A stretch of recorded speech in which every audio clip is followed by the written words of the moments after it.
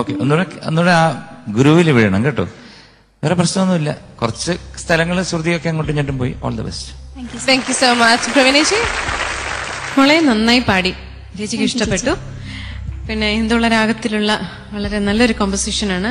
ഈ പാട്ട് ഞാൻ കേട്ടിട്ടുണ്ട്, പക്ഷെ ഈ പാട്ടിന് ഇത്രയും ഭംഗിയുണ്ടെന്ന് ഇപ്പോഴാ മനസ്സിലായത്. മോള് മനോഹരമായിട്ട് പാടി, നല്ല വോയിസ്, നല്ല കോൺഫിഡന്റ് ആയിട്ട് പാടിട്ടോ. നന്നായിട്ട് പ്രാക്ടീസ് ചെയ്യാം. All the best. Thank you so much. And finally Sharath sir. Nayana sir. നന്നായിരുന്നു നയന. Thank you sir. ആ സ്വരവും അകാരം മാറി മാറി വരുന്നത്. അകാരത്തിലൊന്നൊരു എന്താ പറയുക, ഒരു ശക്തിക്കുറവുണ്ടായിരുന്നു. ഞാൻ പറഞ്ഞ മനസ്സിലായി, ഒരു അകാരത്തിന്റെ ശക്തി ഇല്ലെങ്കിൽ അത് നമുക്ക് ക്ലാരിറ്റി കുറയും മോളെ. മനസ്സിലായല്ലേ?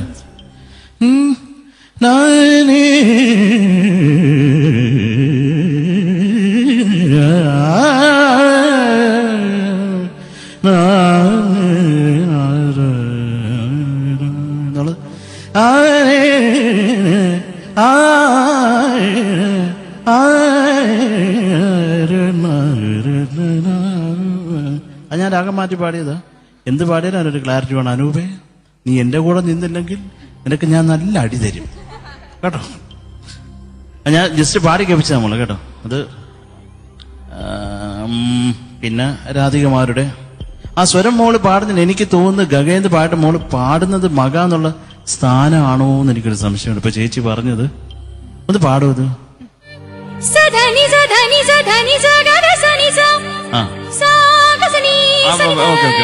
അത് ഗഗ സനീസ എന്നല്ലേ പാടുന്നത്.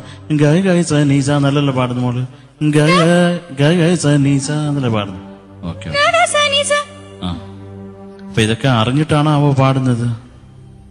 ആണോ? ചെറുതായിട്ട് എന്തോന്ന് കറക്റ്റായിട്ട് പറയണ ഉത്തരം നയന.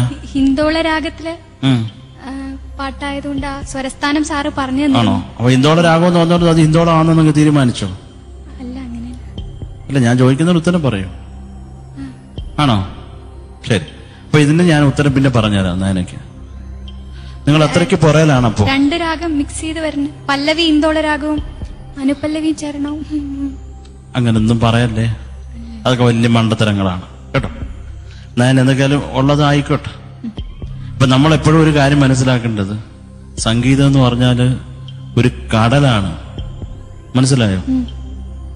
അതിന്റെ ഒരു തുള്ളി നമ്മുടെ ദേഹത്ത് ഉള്ളി പോയിട്ടുണ്ടെന്നല്ല, തെറിച്ചിട്ടുണ്ടെങ്കിൽ, അങ്ങനെ ഒരു അനുഭവം ഉണ്ടായിട്ടുണ്ടെങ്കിൽ നമ്മൾ ആരും സംഗീതം എനിക്കറിയാമെന്ന് പറയത്തില്ല. സംഗീതം അറിയാവുന്ന ഒരുത്തനും സംഗീതം എനിക്ക് അറിയാമെന്ന് പറയത്തില്ല. എന്ന് പറഞ്ഞാൽ സംഗീതത്തിന്റെ ഒരു ആഴം ഇത്ര ഉണ്ടെന്ന് ഗണിക്കാൻ പറ്റിയ ഒരുത്തനും സംഗീതം അറിയാമെന്ന് പറയത്തില്ല. സംഗീതം അറിയാന്ന് പറയുന്നുണ്ട്, സംഗീതം അറിഞ്ഞുകൂടാന്ന് അർത്ഥം. ഞാൻ മോളെ അല്ല പറഞ്ഞത്, ഞാൻ പൊതുവേ പറഞ്ഞത് കേട്ടോ. അതിനെന്തിനാ മക്കൾ ഇത്രയും ടെൻഷനാവുന്നത്? ടെൻഷനാവേണ്ട കാര്യമല്ല. നയന നല്ല കുട്ടിയല്ലേ, ഞാൻ അങ്ങനെ പറഞ്ഞു എന്നല്ല പറഞ്ഞു കേട്ടോ. All the best. Thank you Sharath. ഇനി മാർക്സിലേക്ക് എടുക്കാം മോളെ. Out of 30 ശ്രീയേട്ട 25. പ്രവീണേച്ചി